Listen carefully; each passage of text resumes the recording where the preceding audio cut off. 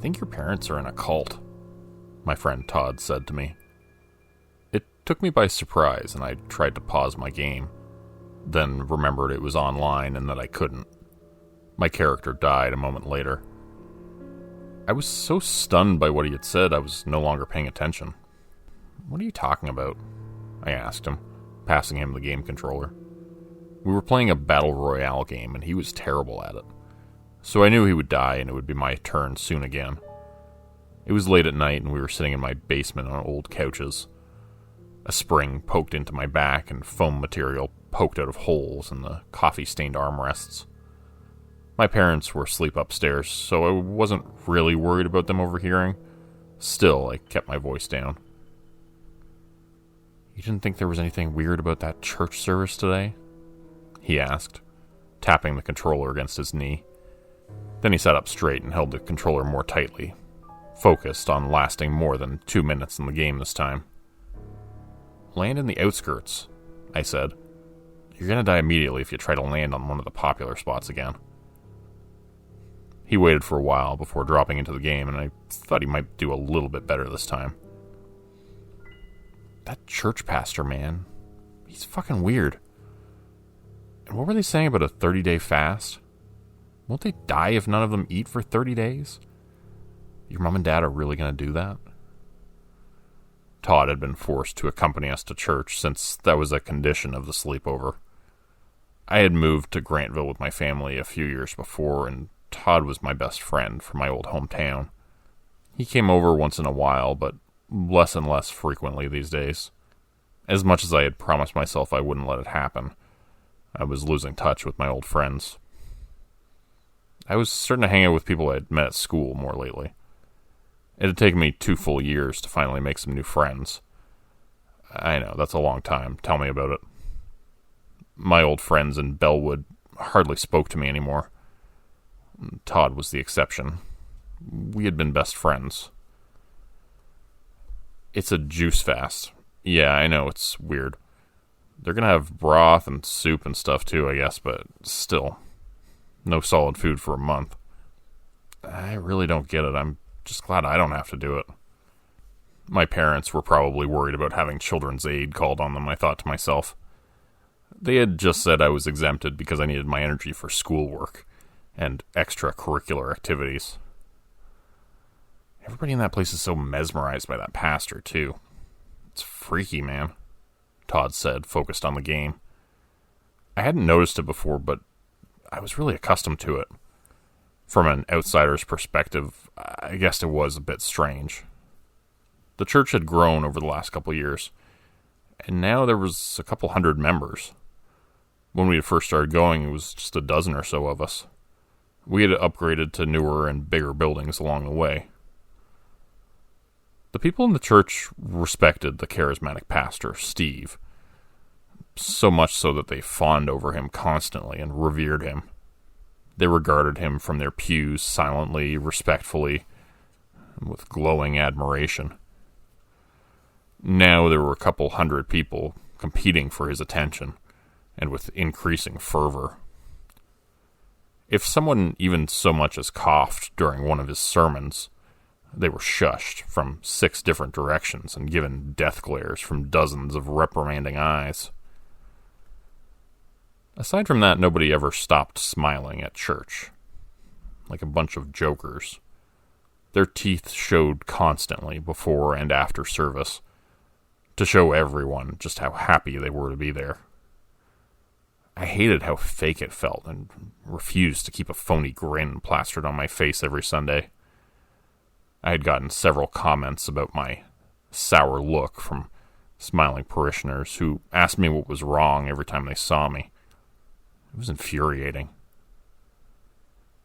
The latest iteration of the church had been a huge transformation. A lot of the parishioners were involved in construction trades, so it had been decided a new church would be built on the pastor's land. He lived on a big farm, and there were a lot of acres of land there. Talk had begun about building houses on the land, too, where parishioners could move if they wanted to form a little community. My parents were excited about the prospect, and I was more than a bit annoyed that they were talking about moving again. I had just begun to make new friends in the city, and now they wanted to move out of the county to live on a subdivided farm owned by the church pastor. I was only 16, though, so what could I really do other than voice my protests and be ignored? Yeah, I know. It's kind of weird, I said, a bit self-consciously. Kind of weird? Man, it's fucking bananas in that place. People speaking in tongues and casting demons out of gay people. That guy rolling around on the floor screaming. What kind of weird shit was that anyways? The more I thought about it, the more embarrassed I became. It was a crazy scene in there.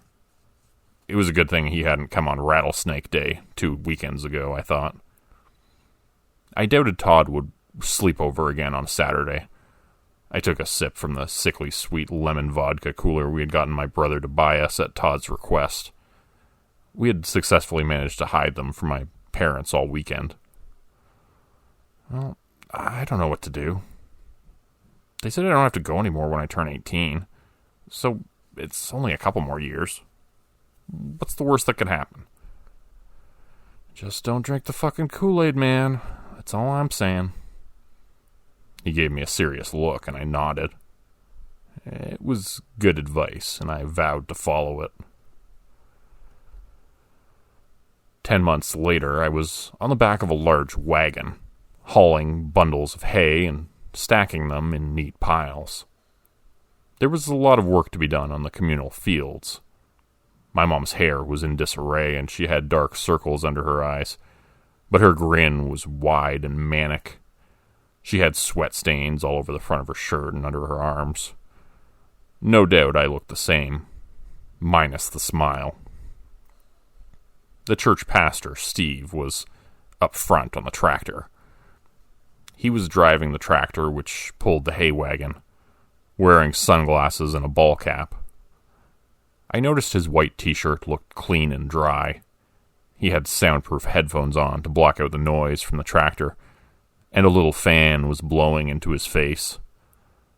He looked back at us once in a while and yelled directions while we swatted at horseflies, sweating and grunting and pulling bales of hay up from the ground. The friendly grin never left his face, and everyone followed his commands without question. The group just continued nodding and smiling, regardless of how exhausted they all were. This was day 3 of our collective effort to bundle hay for the property so that it could be used to feed the communal livestock. There had been plenty of projects like this lately, and I was always voluntold to help. I barely had time for homework anymore, but there was talk of a homeschooling program starting soon, with all the kids from church to be taught by Steve, the pastor. He had a diploma from a teacher's college, so it was only a matter of sorting out the legal paperwork. By next September, we would all be his students, and not just on Sundays anymore. A horsefly took a big chunk out of the back of my leg behind my knee, and I yelped and swatted it. I lifted my hand and saw a large pool of blood and a squished bug body. One of the pastor's kids, David, saw me and gave me a stern look, furrowing his brow. He wagged his finger at me and told me I shouldn't kill living things, and said he was going to go tell his dad. Great, I thought to myself. Anytime I did anything within eyesight of the pastor's 4 kids lately, I was sure to hear about it later, even if it was innocent enough and I had done nothing wrong. Ironically, they were all hellraisers who did nothing but stir up shit and cause trouble. My friend Todd refused to come over now, since we had moved to the communal farm. He had gotten into a fight with the pastor's son, David, who was about our age. The fight had started because David had thrown a rock at Todd's head, leaving a large goose egg and a laceration. Somehow Todd had been blamed, according to my parents and the pastor, who had been quite angry with him for some reason. David left the whole thing unscathed, since he was a foot taller than Todd and knocked him unconscious with one blow to my friend's temple. I visited Todd at his house now, infrequently. My parents refused to drive me there, so it was tough to find a way over. Most days I ended up stranded on the communal farm, and as such was forced to help with the never-ending labor. Our house was still being built, so we lived in a large building with several other families and absolutely no privacy. It was a teenager's worst nightmare. The wagon was full, and I was told to stay behind in the hayfields and wait for them to come back. My brother and I were given vague instructions.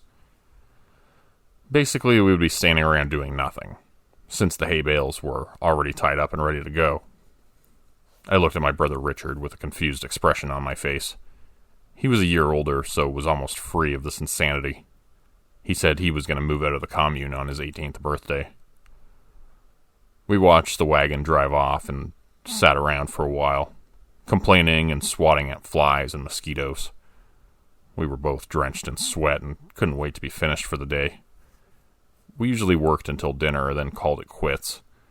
But today we'd been forced to go back out afterwards, to work until the sun went down.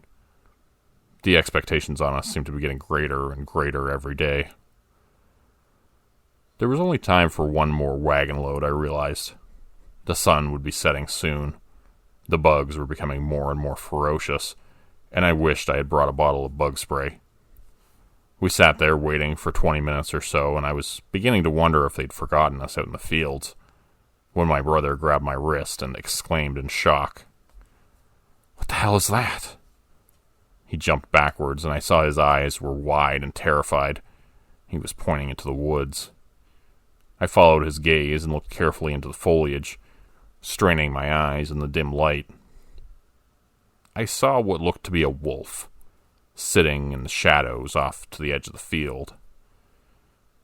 "It's a wolf, I think," I said, my voice trembling.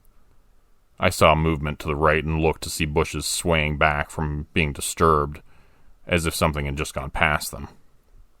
I looked around, suddenly terrified. "There's more of them," my brother said in a whisper. I saw them now, too. There were a few more dotted around us at odd angles like a hunting party. But wolves don't usually hunt people, I thought.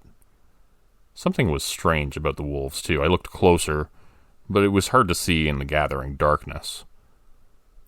It was their bodies. They didn't look right.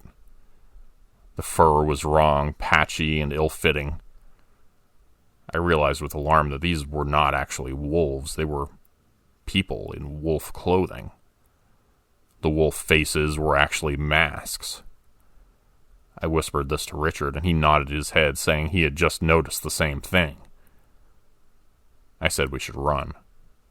He agreed. We got up from where we stood and bolted back towards the road. We took a logical shortcut through a patch of trees, and that was our mistake. They had predicted it. I felt the world turn sickeningly upside down, and it took me a moment to realize I was ensnared in a trap. Everything was spinning, and I saw I was hanging in a cargo net that swung from a high branch on a tall tree. It was like a trap from an episode of Scooby-Doo. How embarrassing. I saw that Richard had gotten past the trap somehow and was running back towards the commune. Hopefully he can get back there and call the police, I thought. I screamed after him, telling him to get help. He looked back over his shoulder and kept running, a terrified look on his face. Panic turned to dread when I saw him fall through the facade of leaves covering the pit. He disappeared from view, and I heard him howling in pain a moment later. They had set 2 traps for us, it seemed, maybe more. "See, Jason? This is why you need to remember not to be a sheep," the familiar voice of Steve, the pastor, called up to me. He lifted up his wolf mask for just a second, revealing his always-present smile. Then he replaced the mask. His sermon last week had all been about not following bad examples set by people, even if we respected those people. Richard and I had looked at each other, giggling in our pews. I had looked back up at the altar and seen Steve staring at us. His sermon paused.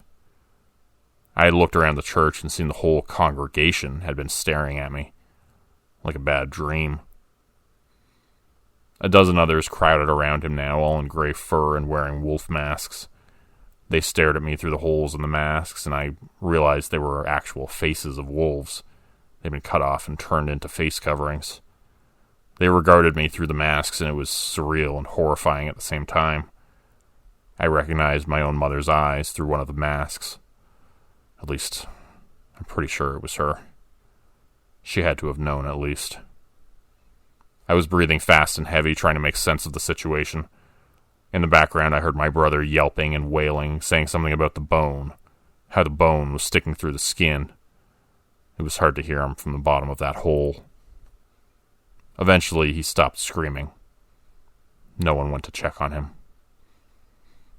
He was a lost cause. He had no plans of staying after his 18th birthday.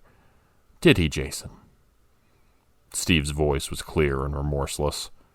He waited for me to answer, saying nothing. I nodded my head. I was beginning to think they had no intention of helping him out of that pit. Much to my dismay, several of the wolf parishioners walked over to the hole, pulled shovels out from under a pile of leaves, and began to cover the pit with dirt. Richard didn't make a sound from down there where he lay at the bottom of the hole. You have two choices. That's the way I see it, Jason. You can be a wolf, or you can be a sheep. Which one do you want to be? He looked up at me, holding a furry gray costume and a wolf mask that had materialized from somewhere. I realized at that moment this wasn't a human being I was looking at. This was something else entirely. There wasn't any clear reason why I should think that, but looking back on it, I don't doubt it for a second. That man in the wolf mask, surrounded by his disciples, he was far too convincing, too charismatic and charming. He made me want to do it, but only for a second. All right. I'll be a wolf, just please, cut me down. The ropes were cutting into me painfully, and I felt like I couldn't breathe, the way I was tangled and compressed in the net. Steve made a motion with his hands, and I was dropped down to the ground. They untied the ropes, and I stood up slowly from the net. It was good to be back on solid ground, and I let my mind adjust to it for a second before what I was about to do. He handed the wolf clothing and mask to me, and I took it. I looked around at all of them, staring at me, and said awkwardly, I'm just shy. Just give me a second. I'm going to go change. I walked towards a big tree, pretending I was going to go behind it for a bit of privacy. And when I got there, I stepped behind it and threw the disgusting, hairy garment to the pine needle-strewn forest floor. I began to run. Not towards the commune, but towards the highway. They weren't quite expecting this, I realized. It had been the dumbest and most impulsive escape plan ever, but it was working. I kept pumping my legs and running, jumping over stumps and fallen trees. The darkness was making it harder to see, but that could also work to my advantage, I realized. I didn't even risk a look behind me, just continued running until I reached a clearing. I ran into the open field and something whizzed past my ear. I felt a sharp pain there a moment later and reached up with my hand. It came away covered in blood. I looked behind me and saw a wolf man with a compound bow raised and an arrow pointed in my direction. I immediately realized it was David, the pastor's son, who had beat up my friend. He was an expert with the bow and went hunting all the time. They were always talking about it, but I never participated. Now I realized what they were hunting all these past months. The bratty smile he always wore now seemed even more terrifying now that I knew the trophies he'd been bragging about were actually human beings. I was suddenly very glad I'd turned down the offers for playdates our parents had attempted to implement. I shuddered to think what a playdate would be like for such a creature, still not knowing exactly what he was the offspring of. As if on cue, Steve the pastor walked up beside him with his own bow raised. They let their arrows fly simultaneously, and one hit me square in the shoulder. The other caught the side of my neck, grazing it. I looked down in horror at the arrow, which protruded from my shoulder just above my clavicle. It looked like it had gone straight through, without hitting a bone at least. With dawning horror, I realized I was no longer running. I was down on the ground on my hands and knees. I had apparently just passed out for a second or two. I looked back and saw Steve and David closing in on me. I jumped back to my feet and hobbled until I managed to break into a jog, and then a run. I kept sprinting through the forest despite my injuries, although my pace slowed as I began to feel faint and tired from blood loss. Branches smacked me in the face, and sharp sticks cut me as I made my quick and careless way through the brush. The darkness had finally settled upon the forest, and it was impossible to see into the distance. I realized with a wave of relief that I might actually get away, that the moonless night might aid my escape. I tried not to get too excited as I felt the blood squishing in my shoes like I'd been walking through puddles on a rainy day. It dawned on me that no one would want to pick up a blood-soaked man standing at the side of the road with his thumb held out, trying to look harmless. If I ran out into the road and waved my arms, screaming bloody murder, that would probably be the safest bet. The highway came into view suddenly as I came out of a thick patch of shrubbery. A pair of headlights came over a rise in the distance, and I saw them coming towards me. I ran in that direction, my heart hammering in my chest, full of fear and hope and adrenaline. When the car was close enough, I ran out into the road and began to wave my bloody arms around, screaming. I don't even remember what I was yelling, but they stopped. A pretty girl with glasses and black hair rolled down her window. She appeared to be my age, and her face was unbelieving and full of shock. I jabbered and rambled and begged her to let me in. I pleaded with her, telling her that they were hunting me, that they had killed my brother. I heard the sound of the automatic doors unlocking, and she told me to get in. I ran around to the other side and opened the car door. I closed it behind me as I sat down and put on my seatbelt. Someone was saying to drive, drive, drive, and I realized it was me. Her tires spun, and I heard gravel flying as she hit the gas, and we drove away from there, the engine roaring. I saw her hands were gripping the wheel tightly, and she was looking at me anxiously. "It's all true. Don't worry. I'm telling you the truth," I said. "Look." I pointed to the left side of the road and saw that she noticed them too. Several people in wolf fur and masks emerged from the forest, holding bows and looking around side to side. She noted them without saying a word and continued driving in the direction of the commune. Not towards the city. Not towards safety. I pointed this out to her. "I know," she said, and looked at me, smiling a wolfish grin.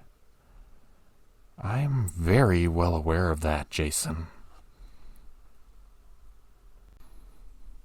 Today's video was supported by patrons like Mark from Earth, Crimson Muse, Joy Burton, Diane Showers, Mark Zawal, Cheryl James, Pick Your Sticker, Teddy Dog, Clue 404, Mamakato, Dante Kincaid, and Zarin Ray.